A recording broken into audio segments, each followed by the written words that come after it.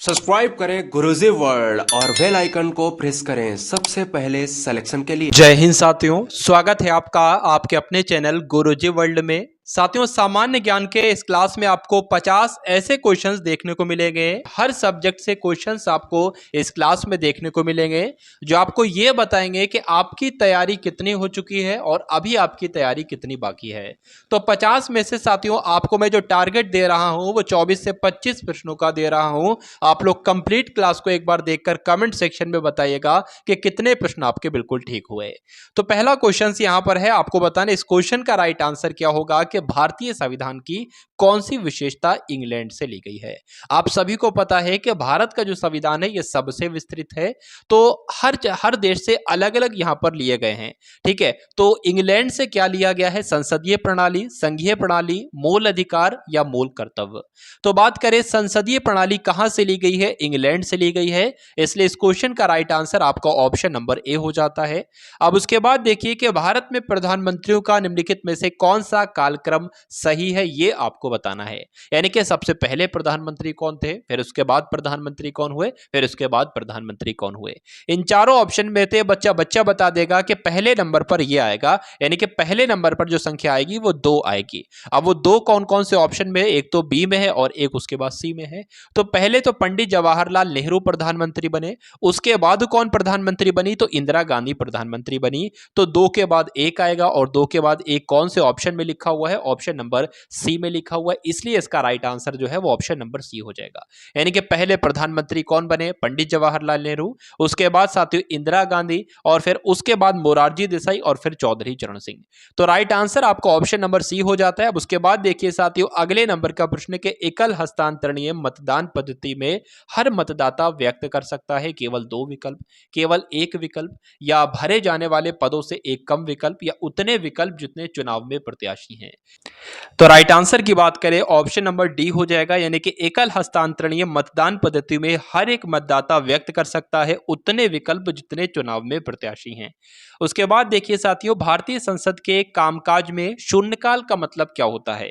तो शून्यकाल का मतलब साथियों आपसे यहां पर पूछा जा रहा है क्या होता है शून्यकाल का मतलब। तो प्रश्नकाल से पहले का समय नहीं, सत्र के 1 घंटे पहले का समय नहीं, प्रश्नकाल और अगली कार्यसूची के बीच का समय या जब विशेष अधिकार प्रस्ताव स्वीकार कर लिया जाए। तो बात करें इस क्वेश्चन का राइट आंसर जो होगा भारतीय संसद में कामकाज में जो शून्यकाल होता है इसका मतलब होता है प्रश्नकाल और अगली कार्यसूची के बीच का समय। अगले नंबर का प्रश्न आप लोग देखिए कि आत्मकथा एक आत्मकथा है जिसका नाम है द इंडियन स्ट्रगल। तो इंडियन स्ट्रगल ये एक आत्मकथा है, इसके लेखक आपसे पूछे जा रहे हैं, इसके लेखक कौन? एनी बेसेंट है, चित्तरंजन दास हैं, सुभाष चंद्र बोस हैं या सरदार वल्लभ भाई पटेल हैं। तो इसके लेखक साथियों कौन है? सुभाष चंद्र बोस। आप सभी लोगों को ध्यान रखना है, इसके लेखक हैं द इंडियन स्ट्रगल के, जो एक आत्मकथा है। अब उसके बाद देखिए हीमोग्लोबिन का कार्य क्या होता है, ये आपसे पूछा जा रहा है। तो हीमोग्लोबिन जो कार्य करता है कि एमिनो अम्ल उपलब्ध कराना कार्य करता है? नहीं, ऑक्सीजन को ले जाने का कार्य साथियों हीमोग्लोबिन का होता है, इसलिए राइट आंसर जो है वो ऑप्शन नंबर बी हो जाएगा। अब उसके बाद देखिए कि मलेरिया रोग के परजीवी का वाहक आपको बताना है मादा एनोफिलीज, सीसी मक्खी, बालू मक्खी। क्या होगा इस प्रश्न का बिल्कुल सही उत्तर? तो मलेरिया रोग के परजीवी की वाहक की अगर बात करें तो मादा एनोफिलीज ही परजीवी वाहक है, किसकी? मलेरिया रोग की। उसके बाद देखिए आवर्ती का मात्रक आपसे यहां पर पूछा जा रहा है कि आवर्ती का मात्रक क्या होता है। तो आवर्ती की अगर मात्रक की बात करें तो हर्ट्ज बटे सेकंड जो होता है यह आवर्ती का ही मात्रक होता है, इसलिए जो लोग भी ऑप्शन नंबर सी के साथ हैं उन सभी का बिल्कुल करेक्ट आंसर हो जाता है। बहुत बढ़िया, वेरी गुड क्लास। आप सभी लोगों से साथियों रिक्वेस्ट करूंगा कि इस क्लास को आप सभी लोग एक बार लाइक कर देंगे और लाइक करने के बाद इस क्लास को एक बार आप सभी लोग शेयर कर देंगे। ठीक है साथियों, उसके बाद अगर चैनल पर नए हैं तो चैनल को भी जरूर सब्सक्राइब करके बेल आइकन पर क्लिक करेंगे। चलिए 8वें नंबर का प्रश्न है कि चंद्रशेखर आजाद कृषि एवं तकनीकी विश्वविद्यालय निम्नलिखित में से किस नगर में स्थित है? तो चंद्रशेखर आजाद कृषि एवं तकनीकी विश्वविद्यालय कहां पर स्थित है, ये आपसे पूछा जा रहा है। तो साथियों ये तो कानपुर में स्थित है, इसलिए इस क्वेश्चन का राइट आंसर जो होगा वो कानपुर हो जाएगा। अब उसके बाद देख उत्तर प्रदेश में निम्नलिखित में से कहां कृषि विश्वविद्यालय स्थित है? यानी कि यूपी में जो कृषि विश्वविद्यालय स्थित है वो साथियों कहां पर स्थित है? फैजाबाद में स्थित है, ये आप लोग ध्यान रखेंगे। अब उसके बाद देखिए साथियों अगले नंबर का प्रश्न कि लखनऊ में कला एवं शिल्प महाविद्यालय की स्थापना कब की गई। तो जो लखनऊ में कला एवं शिल्प विश्वविद्यालय की स्थापना की गई वो 1911 में की गई, आपको ध्यान रखना है। एक और काम 1911 में हुआ, वो दिल्ली राजधानी बनी भारत की कब, 1911 में, ये बात भी आपको ध्यान रखना है। अब उसके बाद देखिए साथियों उत्तर प्रदेश में 1920 ईस्वी में भारतीय कला परिषद की स्थापना कहां पर की गई, वाराणसी में, लखनऊ में, इलाहाबाद में या मिर्जापुर में। तो साथियों कहां पर की गई आपको ध्यान रखना है, वाराणसी में की गई। और मैं आपको कई बार बता चुका हूं वाराणसी को मोक्ष नगरी कहा जाता है। आपसे परीक्षा में पूछा जाता है कि बताइए भाई मोक्ष नगरी किसे कहा जाता है, तो वाराणसी को कहा जाता है। अगले नंबर का प्रश्न आप लोग देखेंगे और बताने की कोशिश करेंगे इस क्वेश्चन का राइट आंसर आपका क्या होगा कि 1947 ईस्वी में राष्ट्रीय पुलिस आयोग का गठन किया गया, किस सरकार में किया गया। यानी कि पहली बात आपको यह ध्यान रखना है कि राष्ट्रीय पुलिस आयोग का गठन 1947 में किया गया और किस सरकार के द्वारा किया गया ये आपसे पूछा जा रहा है। तो जनता पार्टी की सरकार के द्वारा किया गया, इसलिए राइट आंसर आपका ऑप्शन नंबर बी हो जाएगा। पुलिस विभाग के प्रधान अधिकारी को क्या कहा जाता है, तो पुलिस विभाग के जो प्रधान अधिकारी होते हैं साथियों उनको क्या कहा जाता है, डीजीपी कहा जाता है। उसके बाद देखिए अगले नंबर का प्रश्न आपकी स्क्रीन पर है। यहां पर आपसे पूछा जा रहा है कि यदि आपके पड़ोस के मकान से आधी रात में चीखने चिल्लाने की आवाजें आ रही हैं, फायर भी किया गया है, आप क्या करेंगे। तो अगर आप इस कंडीशन पर होंगे तो साथियों आप क्या करेंगे, सुना अनसुना कर देंगे या अपने प्राण संकट में नहीं डालेंगे या तुरंत पुलिस को फोन कर सूचित करेंगे, अपना फोन बंद कर लेंगे। तो साथियों यहां पर चीखने चिल्लाने की आवाज आ रही है और उसके अलावा फायर की भी आवाज आ रही है, तो इसलिए आप क्या करेंगे, तुरंत पुलिस को फोन करेंगे, उनको सूचित करेंगे कि ऐसी ऐसी बात है, फायरिंग यहां पर हुई है। बाल समेकित विकास योजना में बालकों को कौन कौन सी सुविधाएं प्रदान की जाती है, तो पूछा जा रहा है साथियों जो बाल समेकित बाल विकास योजनाएं होती हैं इसमें बालकों को निःशुल्क शिक्षा प्रदान की जाती है, टीकाकरण प्रदान किया जाता है, टीका लगाया जाता है, पौष्टिक आहार दिया जाता है। यानी कि इस क्वेश्चन का राइट आंसर आपका ऑप्शन नंबर डी हो जाएगा, ये सभी। उसके बाद देखिए साथियों अगले नंबर का प्रश्न कि यदि किसी नेटवर्क पर ऑनलाइन लिखित वार्तालाप को क्या कहा जाता है, यानी कि किसी नेटवर्क पर अगर ऑनलाइन लिखित वार्तालाप हो रही है तो उसको क्या कहेंगे, टेक्स्ट फोन कहेंगे या ईमेल कहेंगे या चैटिंग कहेंगे या सर्फिंग कहेंगे। तो साथियों उसको किस नाम से जाना जाता है, उसको चैटिंग के नाम से जाना जाता है। तो ये आप लोग ध्यान रखेंगे, हो सकता है आपको पहले से ही मालूम होना चाहिए। उसके बाद देखिए कि सबसे लंबी खाद्य श्रृंखला मिलती है घास के मैदानों में, वनों में, समुद्र में या मरुस्थल में। तो अच्छा क्वेश्चन है, बताने की कोशिश करेंगे। जो घास के मैदान होते हैं साथियों यहाँ पर सबसे लंबी श्रृंखला मिलती है, खाद्य श्रृंखला यहीं पर सबसे लंबी मिलती है।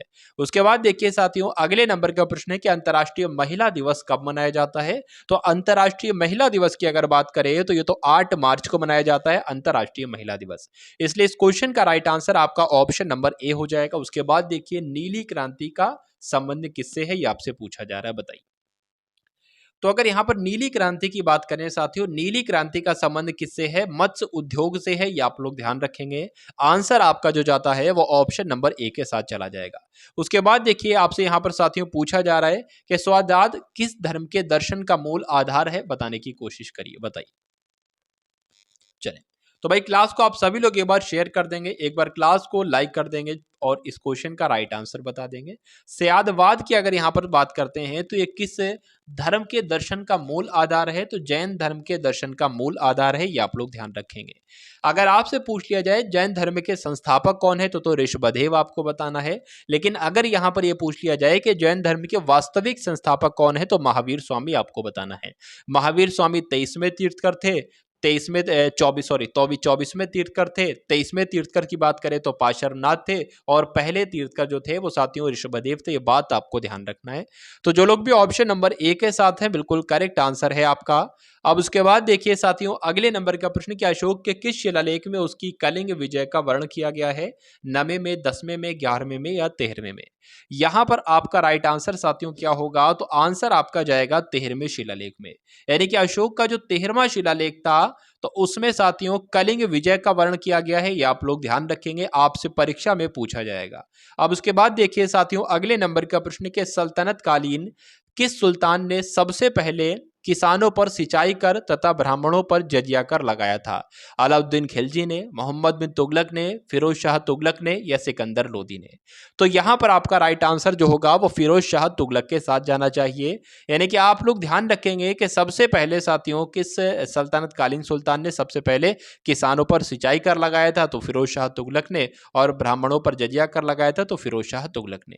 अब उसके बाद देखिए कि मीनाक्षी मंदिर आपसे पूछा जा रहा है, कई बार इस प्रश्न को मैं ऐड कर चुका हूं कई सारी क्लासेस में, तो आप लोग ध्यान रखेंगे मां से हो जाएगा मीनाक्षी और मां से हो जाएगा मदुरई, इसलिए मीनाक्षी मंदिर साथियों कहां पर आ जाएगा? मदुरई में आ जाएगा। यह प्रश्न आपसे पूछा जाता है।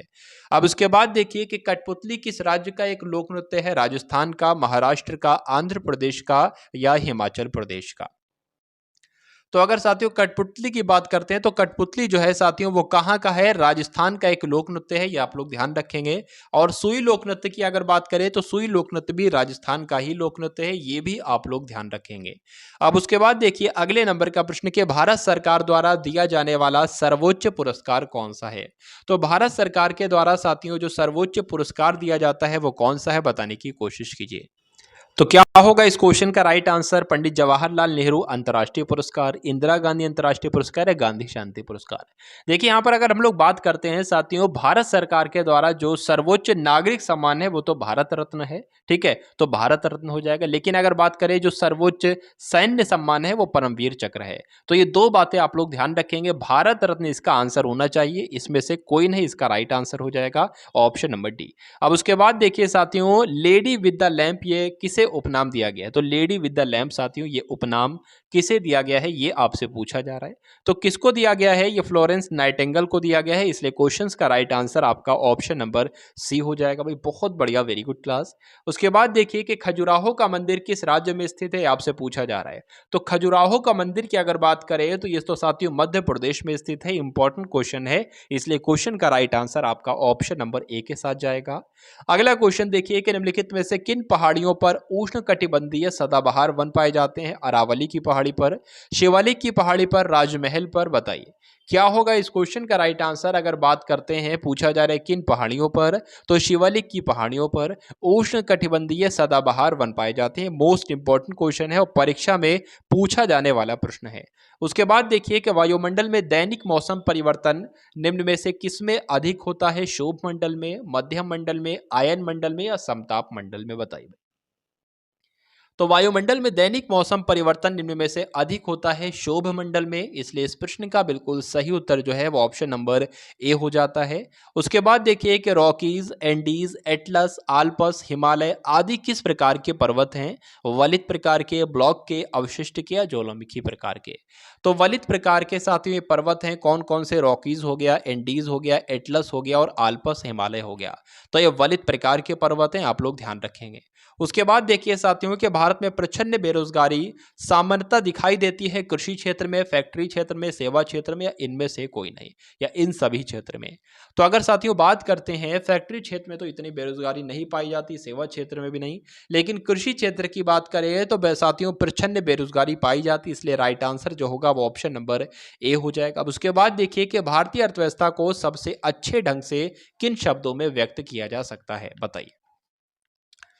तो बात करते हैं साथियों भारतीय अर्थव्यवस्था को, यानी कि इनडायरेक्टली आपसे पूछा जा रहा है कि जो भारत की अर्थव्यवस्था है वो कैसी है? तो भारत की अर्थव्यवस्था जो है वो मिश्रित अर्थव्यवस्था है, इसलिए इस प्रश्न का बिल्कुल सही उत्तर जो है वो ऑप्शन नंबर डी के साथ जाएगा।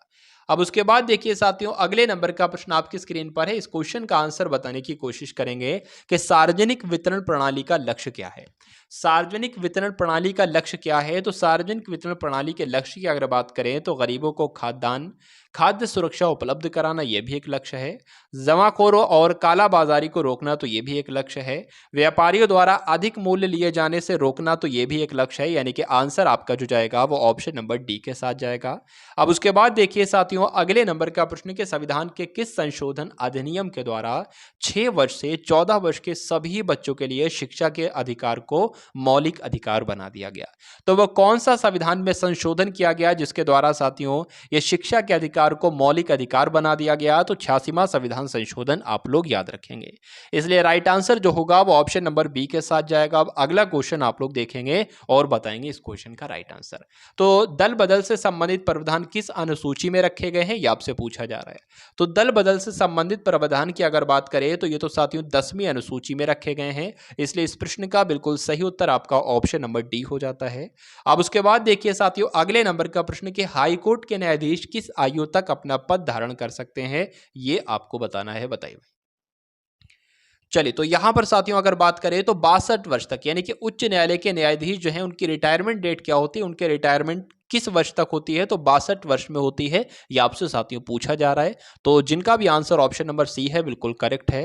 अब उसके बाद देखिए साथियों अगले नंबर का प्रश्न कि संविधान में मौलिक कर्तव्यों की प्रेरणा किस देश से ली गई है, जर्मनी से, आयरलैंड से, पूर्व सोवियत संघ से या दक्षिण अफ्रीका से।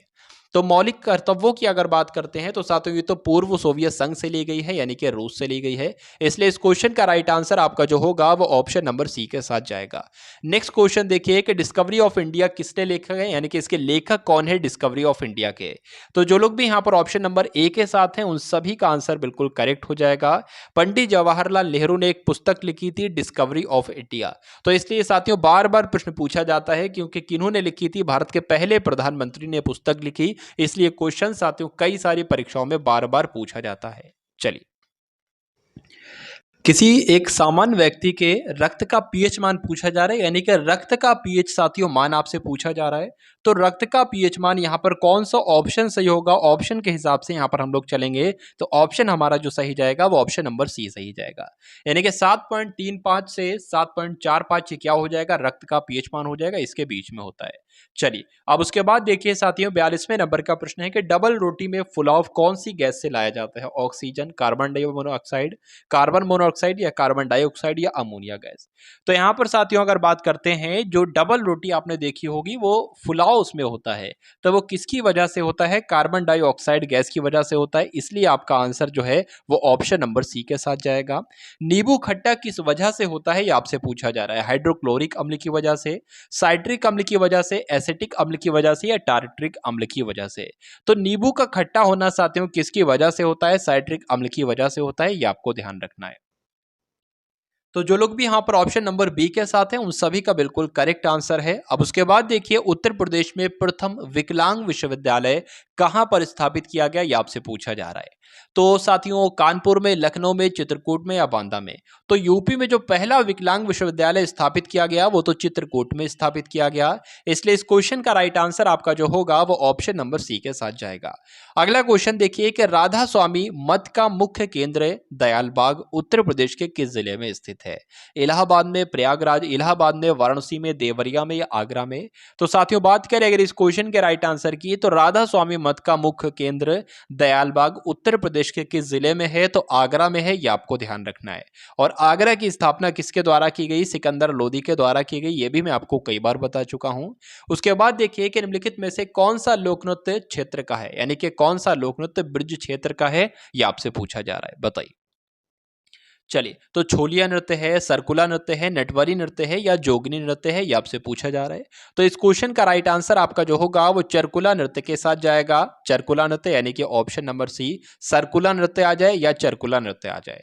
अब उसके बाद देखेंगे साथियों अगले नंबर का प्रश्न है कि उत्तर प्रदेश के विशाल विस्तार को देखते हुए उच्च न्यायालय की खंडपीठ की स्थापना के लिए गठित जस्टिस जसवंत सिंह आयोग ने इसके लिए किस स्थान की संस्तुति की थी, तो मेरठ की, कानपुर की, अलीगढ़ की या आगरा की। तो किसकी साथियों की थी, आप लोग ध्यान रखेंगे मेरठ की थी, यानी कि आपको ध्यान रखना है उत्तर प्रदेश के विशाल विस्तार को देखते हुए हाईकोर्ट की खंडपीठ की स्थापना के लिए जो गठित हुई थी जस्टिस जसवंत सिंह आयोग ने, इसके लिए किसकी स्थापना की संस्तुति की थी, तो मेरठ की संस्तुति की थी, आप लोग ध्यान रखेंगे।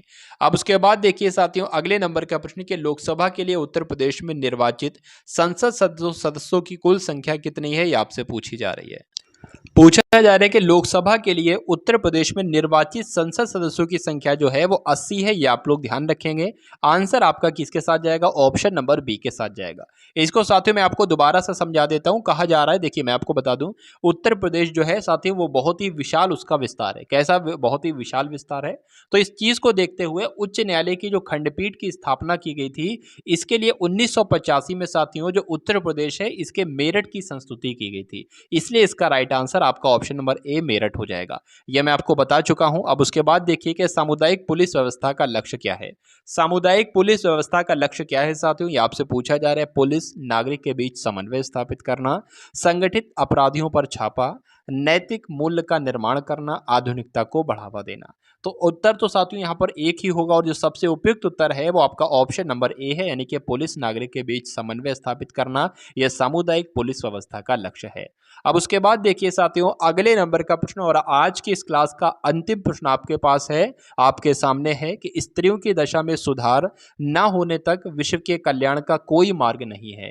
यानी कि जब तक स्त्रियों की दशा में सुधार नहीं होगा तो विश्व के कल्याण नहीं हो सकता, विश्व के कल्याण का कोई मार्ग नहीं। यह कथन किसने कहा था, यह आपसे पूछा जा रहा है। ईश्वर चंद्र विद्यासागर ने, स्वामी विवेकानंद जी ने, महात्मा गांधी जी ने या पंडित जवाहरलाल नेहरू ने। तो साथियों ये कथन किसने कहा था, स्वामी विवेकानंद ने कहा था, यह आपको ध्यान रखना है। तो जो लोग भी यहाँ पर ऑप्शन नंबर बी के साथ हैं उन सभी का बिल्कुल करेक्ट आंसर है। तो ये थे साथियों सामान्य ज्ञान के मॉक टेस्ट के 50 इंपॉर्टेंट क्वेश्चन। क्लास आपको कैसी लगी एक बार कमेंट सेक्शन में जरूर बताएंगे। तो चैनल को सब्सक्राइब करेंगे, वीडियो को शेयर करेंगे। जय हिंद साथियों। सब्सक्राइब करें गुरुजी वर्ल्ड और बेल आइकन को प्रेस करें सबसे पहले सिलेक्शन के लिए।